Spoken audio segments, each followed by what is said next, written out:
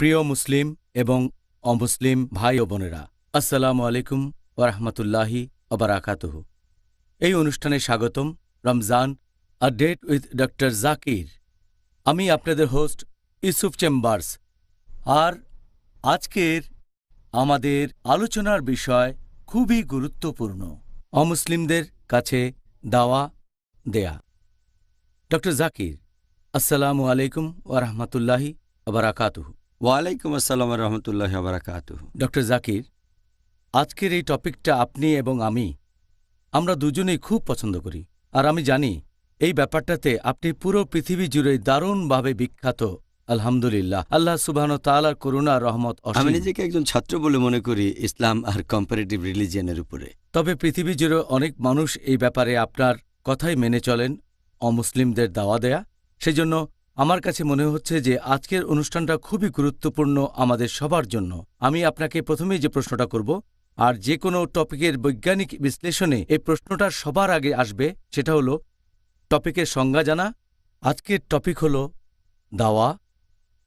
আমাদের গত পর্বের টপিক ছিল ইসলাহ। ইসলাহ আর দাওয়ার মধ্যে পার্থক্যটা কি? আলহামদুলিল্লাহ, ওয়াসসালাতু ওয়াসসালাম আলা রাসূলিল্লাহ ওয়া আলা আলিহি ওয়া সাহবিহি আজমাইন, আম্মা বাদ। আউযু বিল্লাহি মিনাশ শাইতানির রাজীম। বিসমিল্লাহির রহমানির রহিম। রব্বি ইশরাহ লি সাদরি ওয়া ইয়াসসির লি আমরি ওয়াহলুল উকদাতাম মিন লিসানি ইয়াফকাহু কাওলি।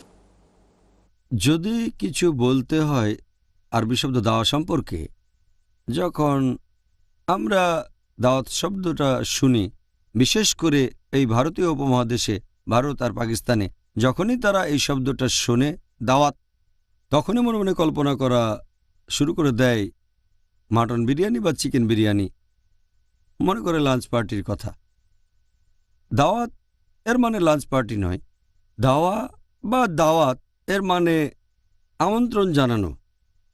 আজকে আমরা কোনো লাঞ্চ পার্টি বা ডিনার পার্টির আমন্ত্রণ নিয়ে কথা বলবো না। আমাদের টপিক দাওয়াতুল ইসলাম, ইসলাম ধর্মে আমন্ত্রণ। আর আমন্ত্রণ দেওয়া হয় শুধু বহিরাগতদেরকে। এই কারণে দাওয়া দেয়া যায় শুধু অমুসলিমকে। যখন কোনো অমুসলিমকে ইসলাম ধর্ম সম্পর্কে জানাচ্ছি, ইসলামের দিকে আমন্ত্রণ জানাচ্ছি, এখানে আরবি শব্দটা হচ্ছে দাওয়া। আর আরবি শব্দ ইসলার মানে হচ্ছে মেরামত করা, এর মানে উন্নতি করা।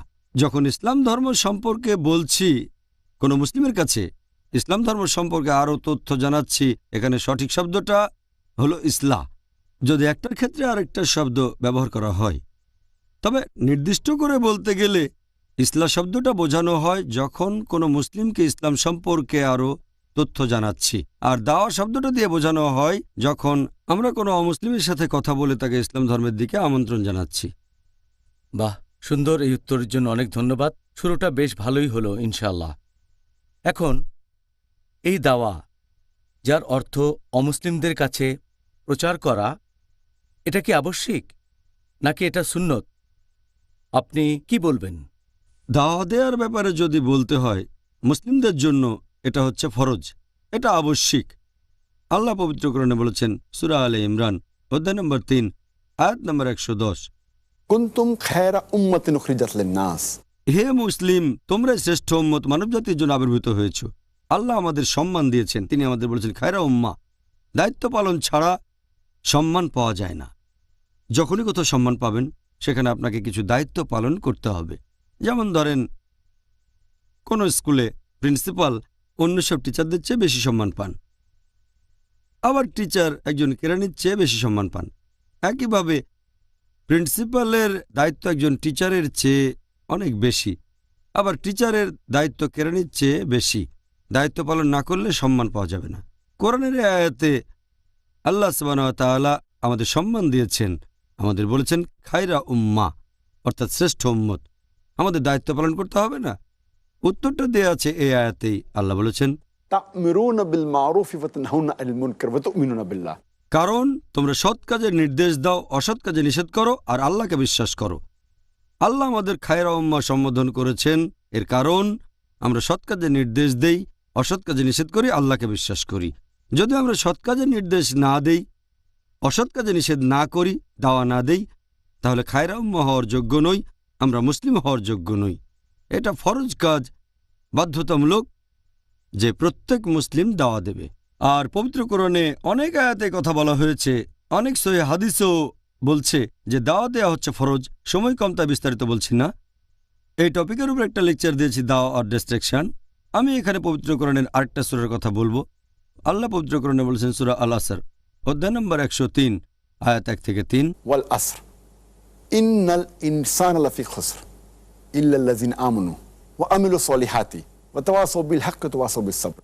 যার মানে হচ্ছে মহাকালের শপথ, মানুষ সবসময় ক্ষতিগ্রস্ত হয় তারা বাদে যারা ঈমান আনে, যারা সৎ কাজ করে, যারা মানুষকে সত্যের পথে আহ্বান করে, আর যারা মানুষকে ধৈর্য ও অধ্যবসায়ের পথে আহ্বান করে। এই সূরা আল আসর সম্পর্কে ইমাম শাফি বলেছেন যে যদি শুধুমাত্র এই সূরাটা নাজিল হতো তাহলে এটাই পুরো মানবজাতির দিক নির্দেশনার জন্য যথেষ্ট ছিল। এটাকে আরও বলা হয়েছে রাহে নিজাত, মুক্তিলাভের পথ। কোনো মানুষ যদি বেহেশতে যেতে চায় তার 4টা শর্ত পূরণ করতে হবে। 1 নম্বর ঈমান, 2 নম্বর আমলে সালিহাত মানে সৎ কাজ, 3 নম্বর ওয়াতাওয়াসা বিল হক মানুষকে সত্যের পথে আহ্বান করা মানে দাওয়া, আর ওয়াতাওয়াসা বিস সাবর ধৈর্য আর অধ্যবসায়ের পথে আহ্বান করা। এই 4টা শর্তের যে কোনো একটা যদি বাদ যায় তাহলে সাধারণ পরিস্থিতিতে সে মানুষ বেহেশতে যেতে পারবে না। সে হয়তো খুব ভালো মুসলিম, হয়তো 5 ওয়াক্ত নামাজ পড়ে, সে হয়তো জাকাত দেয়, হয়তো হজ পালন করেছে, কিন্তু সেই মুসলিম যদি দাওয়া না দেয় তাহলে সূরা আসর অনুযায়ী সে বেহেশতে যেতে পারবে না সাধারণ পরিস্থিতিতে। যদি আল্লাহ আপনাকে ক্ষমা করে বেহেশতে দাখিল করেন সেটা আল্লাহর ব্যাপার, কারণ আল্লাহ কোরআনে বলেছেন, এ সম্পর্কে আগেও বলেছি, সূরা নিসা অধ্যায় নম্বর 4 আয়াত 48, এছাড়াও সূরা নিসা অধ্যায় 4 আয়াত নম্বর 116, আল্লাহ চাইলে যে কোনো অপরাধ ক্ষমা করতে পারেন, তবে শিরক কখনোই ক্ষমা করবেন না। কারণ যে ব্যক্তি শিরক করেছে সে হলো বিপদগামী। আল্লাহ যদি আপনাকে ক্ষমা করেন দাওয়া না দেওয়ার পরও, আর আপনাকে বেহেশতে দাখিল করেন, সেটা আল্লাহর ইখতিয়ারে। তবে সাধারণ পরিস্থিতিতে কোনো মানুষ বেহেশতে যেতে চাইলে তার জন্য দাওয়া দেওয়াটা ফরজ। শুধু দাওয়া দেওয়া নয়, 4টা শর্তই লাগবে। ঈমান, শুধু দাওয়া দিলে বেহেশতে যেতে পারবেন না, 4টাই লাগবে। ঈমান, সৎ কাজ, ওয়াতাওয়াসা বিল হক মানে দাওয়া, আর ওয়াতাওয়াসা বিস সাবর মানুষকে ধৈর্য আর অধ্যবসায়ের পথে আহ্বান করা। সেজন্য দাওয়া দেয়া প্রত্যেক মুসলিমের উপর ফরজ। একেবারে পরিষ্কার বলেছেন। এখন তাহলে আমরা দাওয়ার সংজ্ঞা জানলাম, আর জানলাম এটা আমাদের জন্য বাধ্যতামূলক। দাওয়া দেওয়ার সেরা পদ্ধতি কোনটা? কারণ এখন মুসলিমদের পরীক্ষা দেওয়ার সময় চলছে, আর সত্যি বলতে আমি জানি না যে 100 বছর আগেও মুসলিমদের এত পরীক্ষা দিতে হতো কিনা। তবে আমিও তখন এখানে ছিলাম না। তবে আমার মতে এখনকার এই কঠিন সময়ে এই ব্যাপারগুলো আমাদের জানা উচিত। ইসলাম ধর্মকে সব সময় মিডিয়া অপমান করছে, এটা খুবই সাধারণ একটা দৃশ্য। এখন আমরা যদি অমুসলিমদের কাছে দাওয়া দিতে চাই তাহলে সে ব্যাপারে সবচেয়ে ভালো পদ্ধতি কোনটা? দাওয়া দেওয়ার জন্য বিভিন্ন রকমের কৌশল বা বিভিন্ন পদ্ধতি আপনি ব্যবহার করে দেখতে পারেন, কিছু কম কার্যকরী আর কিছু বেশি কার্যকরী। সবচেয়ে কমন পদ্ধতি হচ্ছে যখনই একজন মুসলিম কোনো অমুসলিমকে দেখবে, সে তখন ইসলাম সম্পর্কে 100টা ভালো কথা বলবে। সেই অমুসলিমও হয়তো মানল ইসলাম সম্পর্কে যে 100টা মন্তব্য সবই ঠিক আছে, তারপরও কিছু কথা তার মাথার মধ্যে তখনও ঘুরে বেড়াবে। সে বলবে, আপনারা তো সেই মুসলিম যারা হলো মৌলবাদী, আপনারা তো সেই মুসলিম যারা সন্ত্রাসী, আপনারা তো সেই মুসলিম যারা একাধিক মহিলাকে বিয়ে করে, আপনারাই তো সেই মুসলিম যারা মহিলাদের পর্দার ভেতরে রেখে অবমাননা করেন। মাথায় ঘুরে বেড়ানো এই চিন্তাগুলো তাদেরকে ইসলামের সৌন্দর্য বুঝতে বাধা দিয়ে থাকে।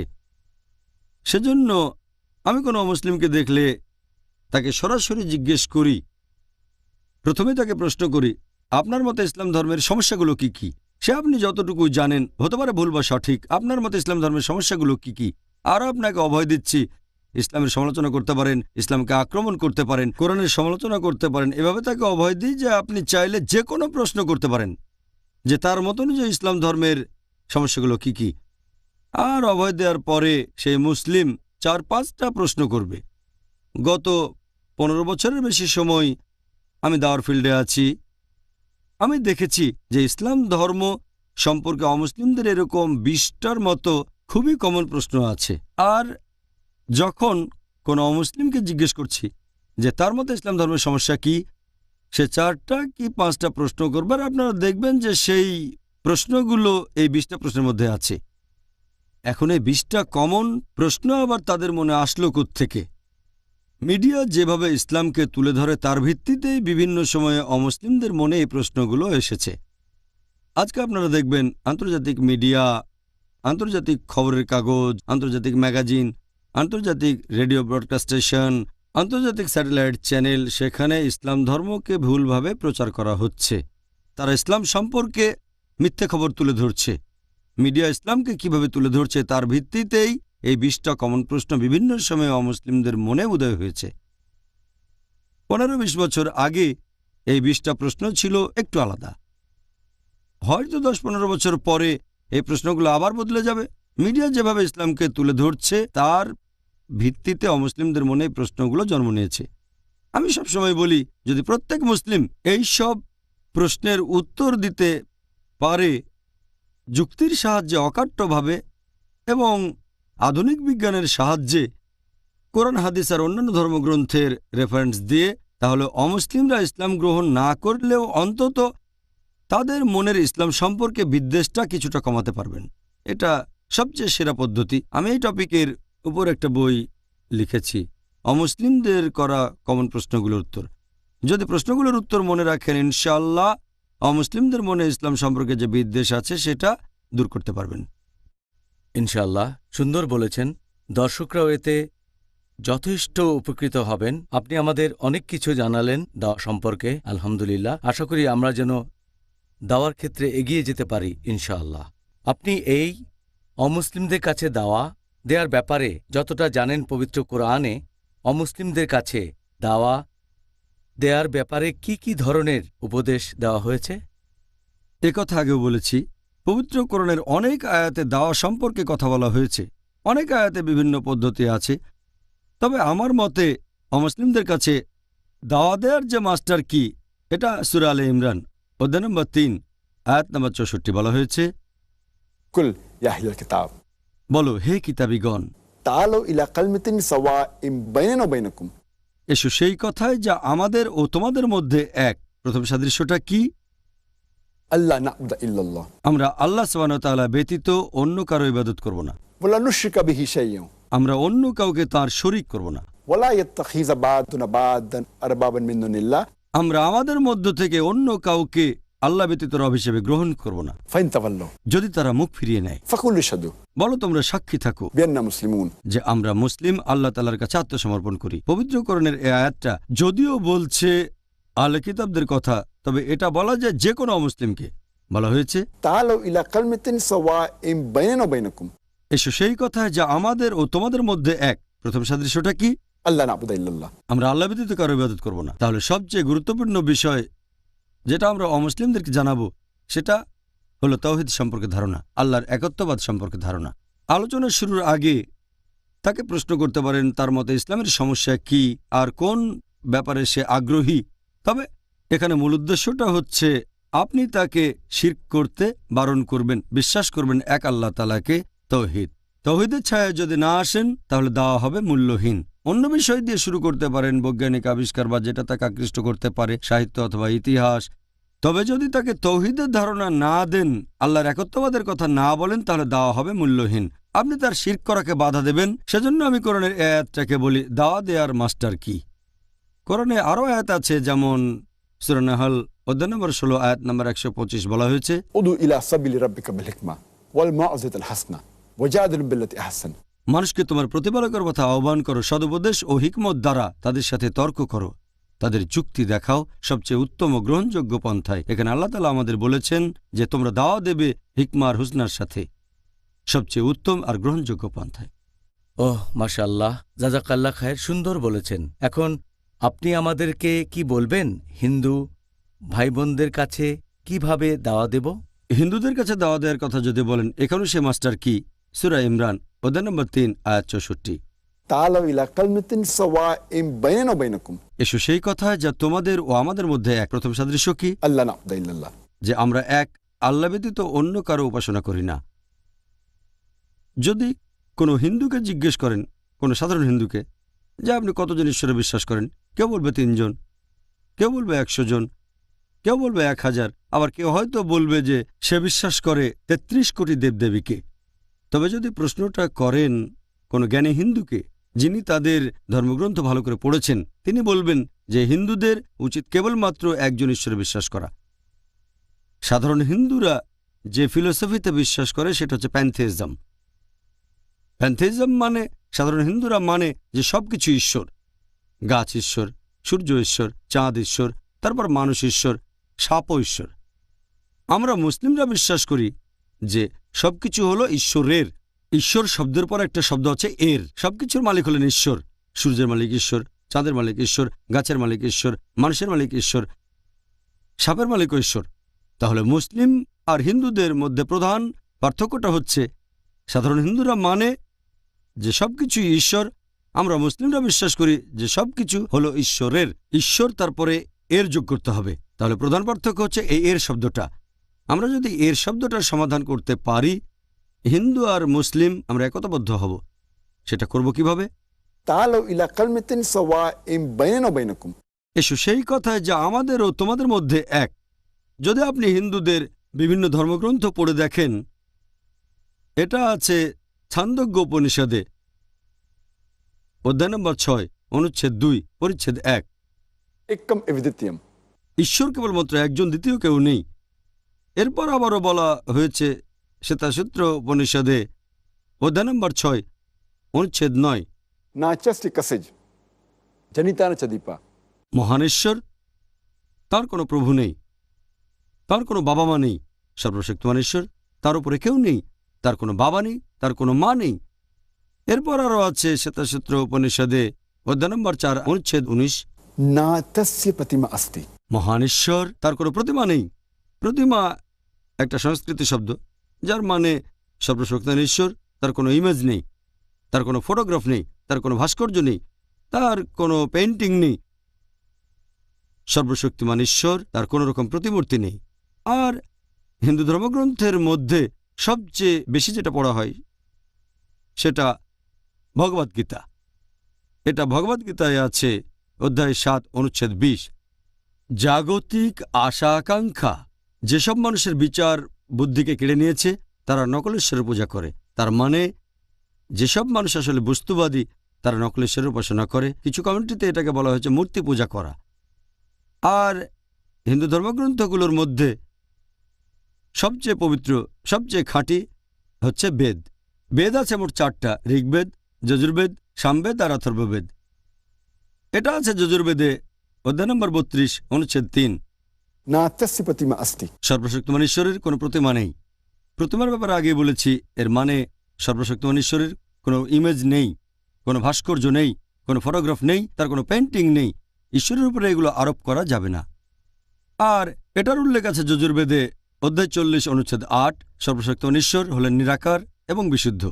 এরপর যজুর্বেদ, অধ্যায় 40, অনুচ্ছেদ 9, अंधात्म प्रविशन्ति या असंभूति उपास्ते। অন্ধাত্মা সংস্কৃত মানে অন্ধকার, প্রবিশান্তি মানে প্রবেশ করা।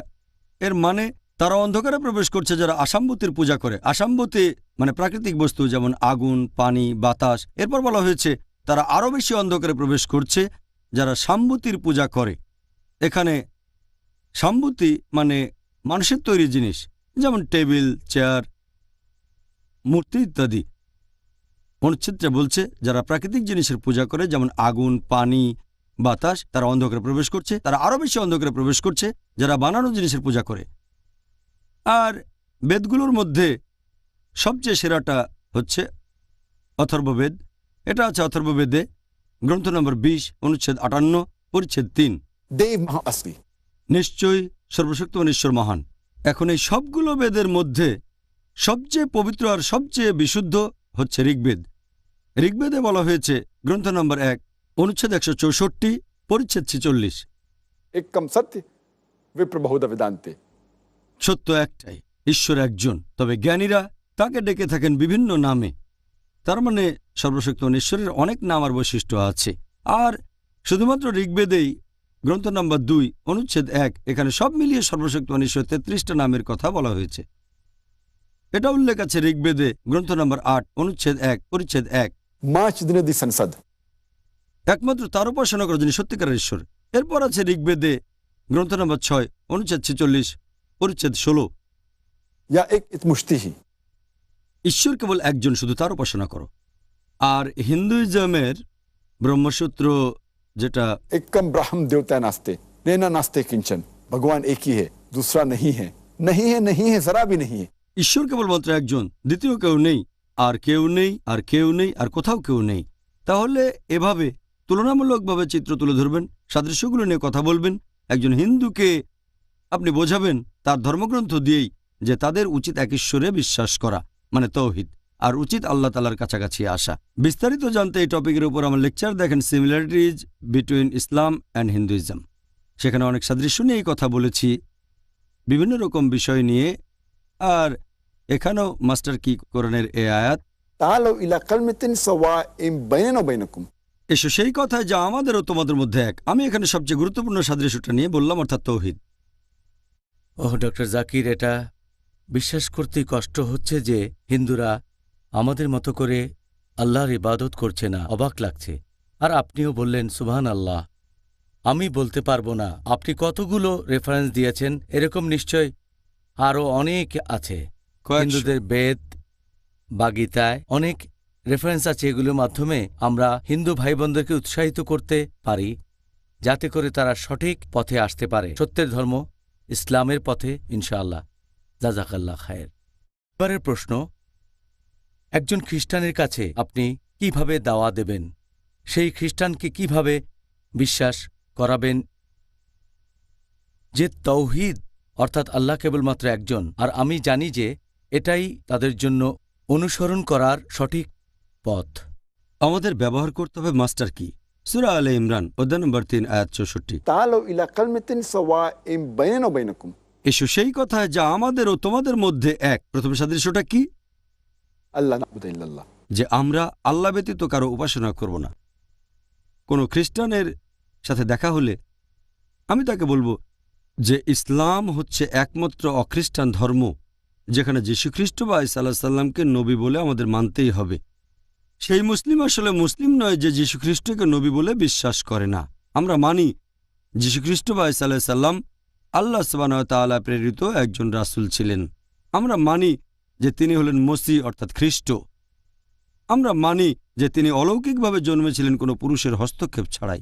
আমরা মানি তিনি আল্লাহর নির্দেশে জন্মান্ধ আর কুষ্ঠরোগীদের সুস্থ করেছিলেন। আমরা মানি যে তিনি আল্লাহর নির্দেশে মৃত মানুষকে জীবিত করেছিলেন। মুসলিম আর খ্রিস্টান আমরা এখানে এক। জিজ্ঞেস করতে পারেন তাহলে আমাদের পার্থক্যটা কোথায়? আমাদের মধ্যে পার্থক্যটা হচ্ছে এই, বেশিরভাগ খ্রিস্টান বিশ্বাস করে যে যীশুখ্রিস্ট বা ঈসা আলাইহিস সালাম সর্বশক্তিমান ঈশ্বর, নিজেকে ঈশ্বর বলে দাবি করেছেন। সত্যি বলতে যদি বাইবেল পড়েন, গোটা বাইবেলে আপনি এমন একটা অনুচ্ছেদও খুঁজে পাবেন না যেখানে যীশুখ্রিস্ট বা ঈসা আলাইহিস সালাম নিজের মুখে বলেছেন যে আমি ঈশ্বর অথবা আমার উপাসনা করো। আমি আবারও বলছি, গোটা বাইবেলে আপনি পরিষ্কার করে বলা একটা অনুচ্ছেদও পাবেন না, স্পষ্ট করে বলা একটা অনুচ্ছেদও আপনি বাইবেল ঘেটে পাবেন না যেখানে যীশুখ্রিস্ট তার নিজের মুখে বলেছেন যে আমি ঈশ্বর অথবা আমার উপাসনা করো।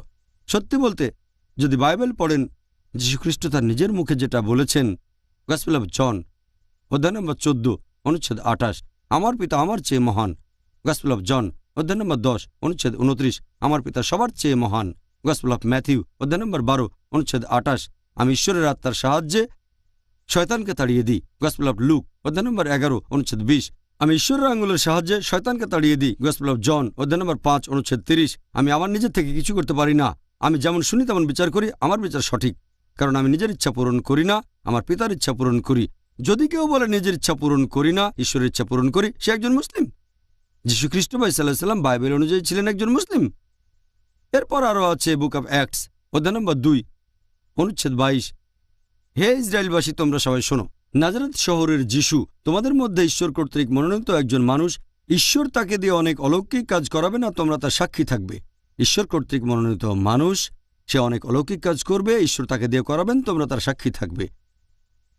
একবার যীশুখ্রিস্টকে এটা নিয়ে প্রশ্ন করা হলো, এটা আছে গসপেল অফ মার্ক অধ্যায় নম্বর 12 অনুচ্ছেদ 29, তাকে প্রশ্ন করা হলো যে ঈশ্বরের প্রথম নির্দেশটা কি। যীশুখ্রিস্ট সেই কথাটাই বললেন যেটা বলেছিলেন মুসা আলাইহিস সালাম। এটা আছে বুক অব ডিউটেরোনমিতে অধ্যায় নম্বর 6 অনুচ্ছেদ 4, তিনি বললেন, शमा इज़राइलो अदनल हिन वदन खद। হে ইসরায়েলবাসী, ঈশ্বর আমাদের প্রভু কেবলমাত্র একজন। ওহ মাশাআল্লাহ, জাযাকাল্লাহ খায়ের, সুন্দর বলেছেন। ডক্টর জাকির, ইসলাম ধর্মে তৌহিদের পর সবচেয়ে গুরুত্বপূর্ণ বিষয় কোনটা, যেটা আমরা অমুসলিমদের কাছে প্রচার করব তাদেরকে দাওয়া দেওয়ার সময়? তাওহীদের পর ইসলাম ধর্মে সবচেয়ে গুরুত্বপূর্ণ বিষয় হচ্ছে রিসালাত, তার মানে সর্বশেষ ও চূড়ান্ত নবী মুহাম্মদ সাল্লাল্লাহু আলাইহি সাল্লামকে বিশ্বাস করা। যখন কোনো অমুসলিমের কাছে আল্লাহ তাআলার অস্তিত্ব প্রমাণ করবেন, সেখানেও কালিমা বলবেন লা ইলাহা ইল্লাল্লাহ মুহাম্মাদুর রাসূলুল্লাহ, যে আল্লাহ ব্যতীত কোনো উপাস্য নেই আর মুহাম্মদ সাল্লাল্লাহু আলাইহি সাল্লাম আল্লাহর প্রেরিত রাসূল। প্রথমে তাকে বোঝাবেন আল্লাহ সুবহানাহু ওয়া তাআলার একত্ববাদ সম্পর্কে, শিরক বা পূজা থেকে ফিরিয়ে আনবেন। এরপর তার সামনে প্রমাণ করবেন যে মুহাম্মদ সাল্লাল্লাহু আলাইহি সাল্লাম সর্বশেষ ও চূড়ান্ত নবী। আমি একটা লেকচার দিয়েছিলাম, মুহাম্মদ সাল্লাল্লাহু আলাইহি সাল্লাম ইন ভেরিয়াস রিলিজিয়াস স্ক্রিপচার্স। সময় কম, এখানে বিস্তারিত বলছি না, শুধু কয়েকটা রেফারেন্স দিচ্ছি। পুরো উদ্ধৃতিগুলো বলছি না, শুধু রেফারেন্সগুলো বলছি। মুহাম্মদ সাল্লাল্লাহু আলাইহি সাল্লামের নবুয়ত কিভাবে ইহুদি আর খ্রিস্টানদের কাছে প্রমাণ করব। ওল্ড টেস্টামেন্ট পড়লে দেখবেন মুহাম্মদ সাল্লাল্লাহু আলাইহি সাল্লাম সম্পর্কে ওল্ড টেস্টামেন্টে ভবিষ্যৎবাণী করা হয়েছে। আমি শুধু রেফারেন্স দিচ্ছি, বিস্তারিত জানতে চাইলে আমার ওয়েবসাইটে যান irf.net।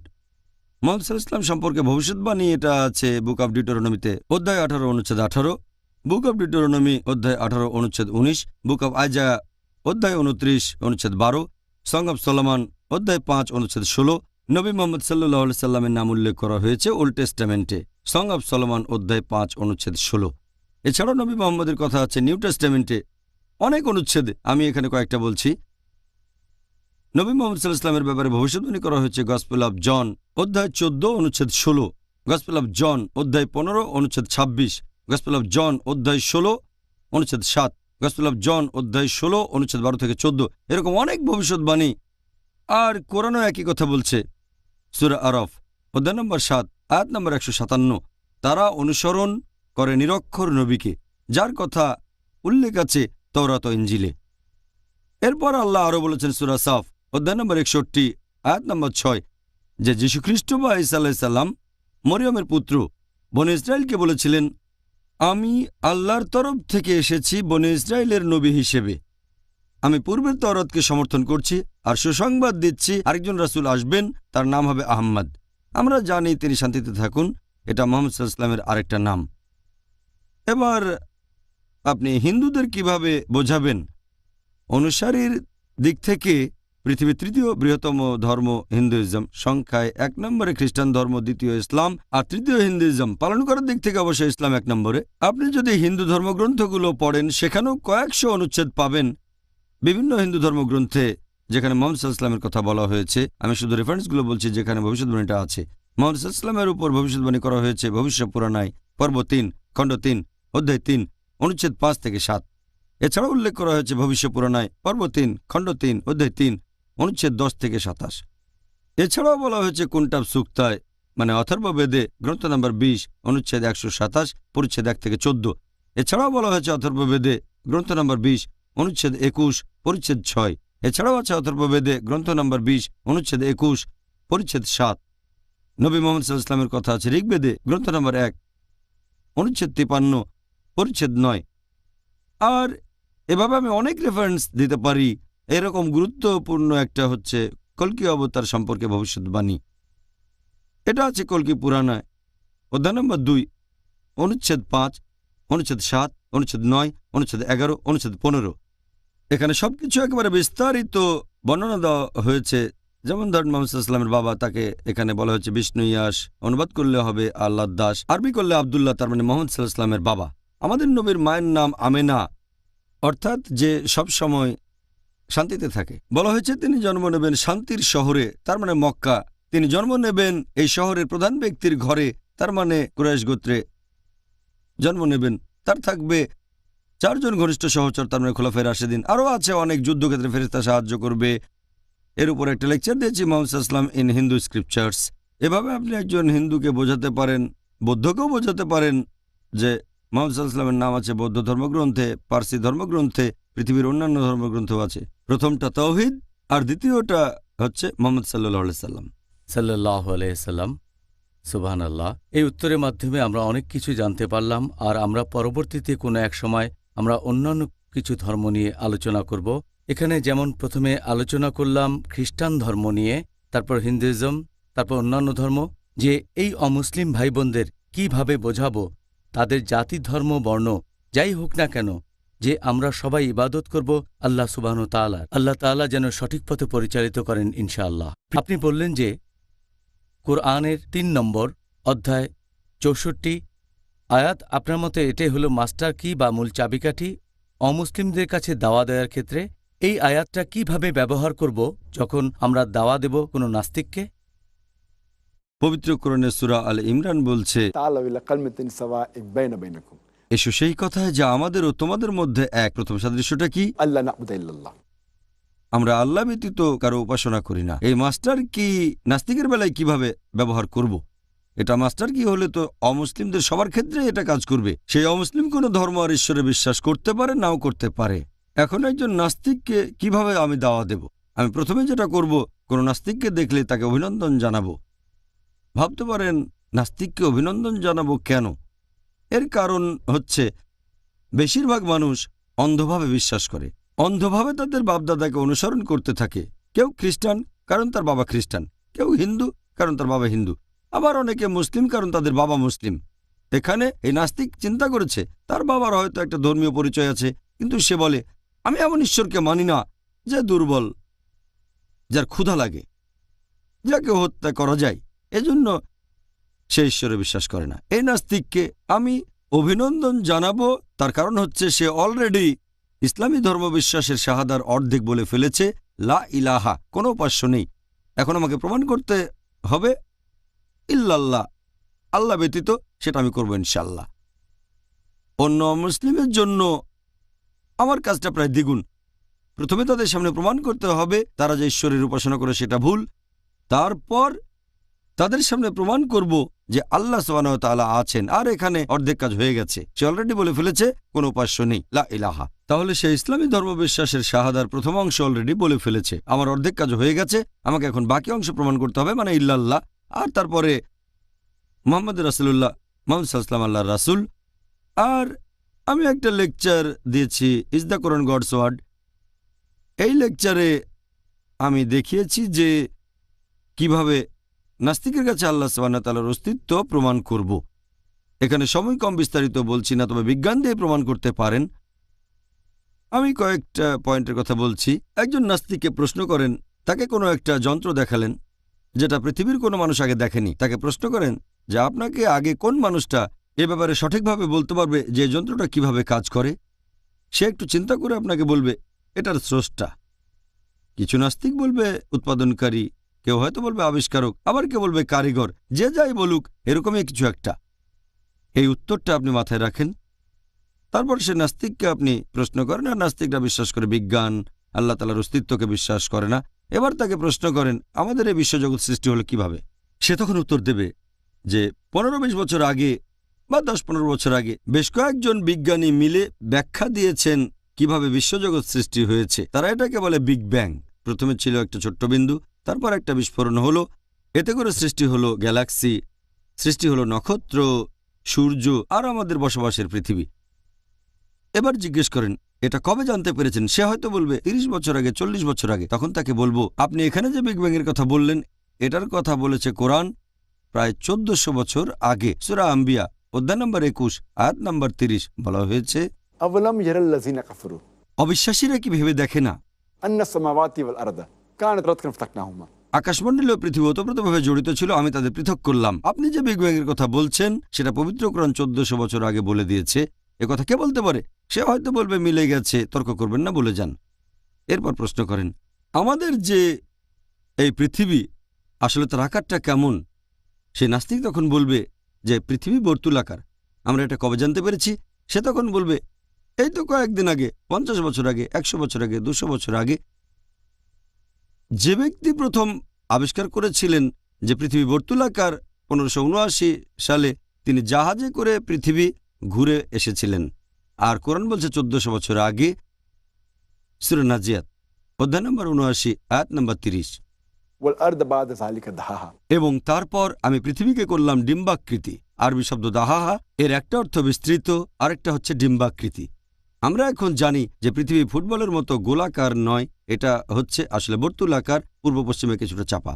আর দাহাহা কোনো সাধারণ ডিমকে বোঝাচ্ছে না, এখানে বোঝানো হচ্ছে উট পাখির ডিমের কথা, আর এটাও বর্তুলাকার। চিন্তা করেন, পবিত্র কোরআন পৃথিবীর আকার সম্পর্কে বলেছে 1400 বছর আগে। তারপর বলবেন এ কথা কে বলতে পারেন? সে তখন বলবে হয়তো আপনাদের নবী মোহাম্মদ সাল্লাল্লাহু আলাইহি ওয়াসাল্লাম খুব বুদ্ধিমান ছিলেন। তর্ক করবেন না। তারপরে প্রশ্ন করেন, চাঁদের আলো তার নিজস্ব নাকি প্রতিফলিত আলো? সে ব্যক্তি তখন বলবে আগেকার দিনে মানুষ জানতো চাঁদের আলো তার নিজস্ব আলো। বিজ্ঞান এটা কিছুদিন আগে জেনেছে, 50 বছর বা 100 বছর আগে, 200 বছর আগে। চাঁদের যে আলো এটা তার নিজস্ব আলো নয়, প্রতিফলিত আলো। তখন তাকে বলবেন কোরআন এটা বলেছে 1400 বছর আগে, সূরা ফুরকান অধ্যায় নম্বর 25 আয়াত নম্বর 61, যে চাঁদের আলো তার ধার করা আলো।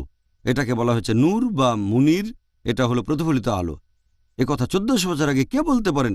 এভাবে আপনি সেই নাস্তিককে আরও বলতে পারেন বায়োলজির কথা, ভ্রূণবিদ্যার কথা, জেনেটিক্সের কথা, জিওলজির কথা, পানিচক্রের কথা। এভাবে বলে যান। পবিত্র কোরআনে 1000-এরও বেশি আয়াত বলছে বিজ্ঞান সম্পর্কে। আপনি এরকম বিভিন্ন বৈজ্ঞানিক তথ্য জানাবেন, তারপর প্রশ্ন করবেন এ কথা 1400 বছর আগে কে বলতে পারে? নাস্তিক তখন প্রথম সেই উত্তরটাই দেবে সৃষ্টিকর্তা, উৎপাদনকারী, কারিগর, আবিষ্কারক। এই সৃষ্টিকর্তা, এই উৎপাদনকারী, এই আবিষ্কারক। আমরা মুসলিমরা তাকে বলি আল্লাহ সুবহানাহু ওয়া তাআলা। সাহায্য নেব বিজ্ঞানের আর পবিত্র কোরআনের, আর নাস্তিকের সামনে প্রমাণ করব যে আল্লাহ সুবহানাহু ওয়া তাআলা আছেন। খুব সুন্দরভাবে বলেছেন। আর আমাদেরকেও এই ব্যাপারগুলো জানতে হবে, তারপর সাহসের সাথে আর ধৈর্য নিয়ে পবিত্র কোরআনের বৈজ্ঞানিক প্রমাণগুলো আমরা দেখাবো ইনশাআল্লাহ। তো ডক্টর জাকির, আমার মনে হয় এগুলো বাদেও এমন আরও কিছু আমাদের প্রচার করা উচিত অমুসলিমদের কাছে। এই ব্যাপারে কি আপনি আমাদের কিছু বলবেন? এই দুটো হলো সবচেয়ে গুরুত্বপূর্ণ বিষয়। কেউ এতে আপত্তি জানাবে না যে 1 নম্বর তাওহীদ, 2 নম্বর মুহাম্মদ সাল্লাল্লাহু আলাইহি সাল্লাম। এটা নিয়ে মতভেদ থাকতে পারে যে তৃতীয়, চতুর্থ, পঞ্চম অবস্থানে কি। তৃতীয়টা হচ্ছে পরকালের জীবন, মুক্তি লাভ করা। তারপর বলতে পারেন নামাজের কথা, বলতে পারেন যাকাত, বলতে পারেন রমজান মাসে রোজা রাখার কথা, বলতে পারেন হজ পালনের কথা। এক কথায় যখন অমুসলিমের সাথে কথা বলবো, প্রথম বোঝার চেষ্টা করব তার আগ্রহটা কোন বিষয়ের দিকে। সাহিত্যে যদি আগ্রহ হয় তাহলে সাহিত্য নিয়ে বলেন, বিজ্ঞানে আগ্রহ থাকলে বিজ্ঞান সম্পর্কে বলেন। আপনি শুরুতেই ভুল ধারণাগুলো দূর করার চেষ্টা করবেন, তারপর দেখবেন সে আগ্রহ পাচ্ছে কোন বিষয়ে। তারপর আগ্রহ যেদিকে সেদিক নিয়ে বলেন। হয়তো সে বিজ্ঞানী, তখন বলবো কোরআন এবং আধুনিক বিজ্ঞান নিয়ে। তাকে সেই বিষয়গুলো বোঝানোর চেষ্টা করব যেগুলো সে পছন্দ করে। তারপর আলোচনা করব তাওহীদ, রিসালাত আর অন্যান্য বিষয়। ইনশাআল্লাহ, জাযাকাল্লাহ খায়ের। এখন আমরা কোন কোন পদ্ধতিতে অমুসলিম ভাই বোনদের কাছে দাওয়া দিতে পারি? বিজ্ঞান আর প্রযুক্তি এখন উন্নত হয়েছে, আমরা বিভিন্ন পদ্ধতি ব্যবহার করতে পারি। তার একটা সরাসরি মানুষকে দাওয়া দেয়া, একজনের সাথে আলোচনা বা কোনো পাবলিক লেকচার দেয়া, এগুলো কমন পদ্ধতি। আমরা আরেকটা মাধ্যম ব্যবহার করতে পারি, সেটা হচ্ছে প্রিন্ট মিডিয়া। সেটা হতে পারে কোনো সাময়িক পত্রিকা, সাময়িক না হলে বুকলেট, বইপত্র, প্যাম্পলেট। সাময়িক হলে ম্যাগাজিন, নিউজ লেটার, হতে পারে দৈনিক, সাপ্তাহিক, মাসিক, অথবা হতে পারে ত্রৈমাসিক, বার্ষিক। প্রিন্ট মিডিয়া ছাড়াও পাচ্ছি অডিও মিডিয়া, হতে পারে অডিও ক্যাসেট বা সিডি, ড্যাট। হাঁটতে হাঁটতে ওয়াকম্যানে শুনতে পারেন, অথবা অফিসে কাজের ফাঁকে ইসলামের বাণী প্রচার করবেন লেকচারের মাধ্যমে, যেটা থাকবে অডিও টেপ, সিডি ইত্যাদিতে।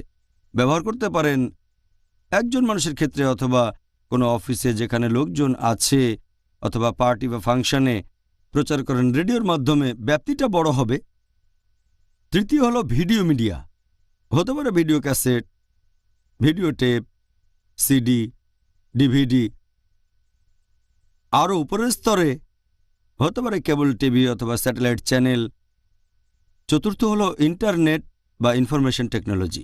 ওয়েবসাইটের মাধ্যমে, ইমেলের মাধ্যমে একজনের সাথে আলোচনা বা পাবলিক লেকচার দেওয়ার পাশাপাশি দাওয়া দেওয়ার জন্য এই 4টা মাধ্যমকে ব্যবহার করতে পারি। ওকে, জাযাকাল্লাহ খায়ের। ডক্টর জাকির সুন্দর বলেছেন। এই বিভিন্ন পদ্ধতি বা মাধ্যমগুলির সুবিধা আর অসুবিধাগুলো কি, যে মাধ্যমগুলির সাহায্যে অমুসলিমদের কাছে দাওয়া দেব? এই মাধ্যমগুলোর কিছু সুবিধা আছে, অসুবিধাও আছে। যেমন ধরেন, কোনো কিছু মনে রাখার ব্যাপারে যদি বলি, এখনকার বৈজ্ঞানিক গবেষণা আমাদের বলে যখন আমরা কোনো কিছু পড়ে থাকি, একজন সাধারণ মানুষ সে যা পড়েছে তার 10% মনে রাখতে পারে। সে যখন কোনো কিছু শোনে, সাধারণত যা শুনেছে তার 20% মনে রাখতে পারে। এরপর যখন সেই মানুষ কোনো কিছু দেখে তখন সে যা দেখেছে তার প্রায় 30% মনে রাখতে পারে। যদি একই সাথে দেখে আর শোনে, তার মানে ভিডিও, অডিও ভিজুয়াল একসাথে, ভিডিও টেপ বা সিডি এখন পাওয়া যায়, এখানে মানুষ মনে রাখতে পারে 50%। তাহলে মনে রাখার ব্যাপারে সবচেয়ে শক্তিশালী মাধ্যম ভিডিও, অডিও ভিডিও একসাথে, এরপরে শুধু ভিজুয়াল, এরপরে কিছু শোনা, আর সব শেষে হচ্ছে পড়া। এই মাধ্যমগুলোর সুবিধা আর অসুবিধার কথা যদি বলেন, প্রিন্ট মিডিয়া যদিও মনে থাকে মাত্র 10%, এটা বহন করা যায়। আপনি হয়তো ট্রেনে আছেন অথবা বাসে অথবা কোনো গাড়িতে, যেখানেই থাকেন খুব সহজেই বহন করতে পারবেন। তবে একই সময়ে মাত্র একজন পড়তে পারবে, অথবা উঁকি ঝুঁকি দেওয়া হয়তো আরও 2-1 ব্যাস। এই একসাথে বেশি মানুষ পড়তে পারবে না, একজন পড়তে পারে, বেশি হলে 2 জন। তবে এটা বহন করে নিতে পারবেন যে কোনো জায়গায়। এটা গুরুত্বপূর্ণ মাধ্যম আর গুরুত্বটা সবসময় থাকবে। এরপর আছে অডিও মিডিয়া। এটা প্রিন্ট মিডিয়ার মতো অতটা সহজ বহনযোগ্য নয় বই বা বুকলেটের তুলনায়। তারপরও ওয়াকম্যানে হাঁটতে হাঁটতে শুনতে পারেন, গাড়িতে বসে শুনতে পারেন, ক্যাসেট বাজিয়ে বা ওয়াকম্যানে। এখানে একবারে অনেক সময় একজন মানুষই শোনে, আবার অনেক মানুষও শুনতে পারে, 5-10 জন। জনসভা হলে কয়েকশো মানুষ শুনতে পারে। রেডিওর মাধ্যমে শুনবে লাখ লাখ মানুষ। এরপর ভিডিও মিডিয়ার ব্যাপারে যদি বলি, এটা অডিওর তুলনায় কম বহনযোগ্য। অবশ্য এখনকার দিনে ডিস্কম্যান দেখা যায়। তারপর এখন ছোট টিভি স্ক্রিন দেখবেন বিভিন্ন গাড়িতে, তারপর বাসে, এরপর প্লেনেও। এই মাধ্যমটার বহনযোগ্যতা কিছুটা কম, তবে এটার আওতা অনেক বেশি হবে। দেখবেন কেবল টিভি, স্যাটেলাইট চ্যানেলে লাখ লাখ দর্শক দেখছে। সবশেষে ইন্টারনেট। ইন্টারনেট একজন মানুষকে সেই ওয়েবসাইটে যেতে হবে, এজন্য দরকার ইন্টারনেট কানেকশন, দরকার একটা কম্পিউটার। এটার কিছু সীমাবদ্ধতা আছে, তবে অনেক মানুষ সেই সাইটে যেতে পারে। নতুন ওয়েবসাইট খোলা খুবই সহজ, কোনো টাকাও লাগবে না, এখন খুবই সস্তা। আপনি একটা নতুন ওয়েবসাইট খুলতে পারেন, সেখান থেকে বিভিন্ন তথ্য প্রচার করতে পারেন। এটার সুবিধাও আছে, অসুবিধাও আছে। যদি কেউ কুৎসা রটাতে চায় অথবা মিথ্যা প্রচার করতে চায়, খুবই সহজেই করতে পারবে। অন্যদিকে প্রিন্ট মিডিয়ায় বই ছাপাতে টাকা লাগবে, অডিও ক্যাসেট বা ভিডিও ক্যাসেট বানাতে টাকা লাগবে। তবে ইন্টারনেটে টাকা ছাড়া একজন চাইলে উল্টোপাল্টা কথা প্রচার করতে পারে। তাহলে অসুবিধা আছে, সুবিধাও আছে। কেউ ইন্টারনেটে ইসলাম প্রচার করতে চাইলে সেটা করতে পারেন, পরিস্থিতি বুঝে মাধ্যমগুলো ব্যবহার করতে হবে। তাহলে এই হচ্ছে বিভিন্ন মিডিয়ার সুবিধা অসুবিধা। ইনশাআল্লাহ। এখন আপনার মতে দাওয়া দেওয়ার জন্য সবচেয়ে কার্যকরী মাধ্যম কোনটা? একথা আগেও বলেছি, সব মাধ্যমেরই কিছু সুবিধা অসুবিধা আছে। তবে আপনি যদি আওতার কথা বলেন, আর্থিকভাবে কার্যকারিতার কথা বলেন, আমি বলবো বর্তমানে 1 নম্বরে স্যাটেলাইট চ্যানেল।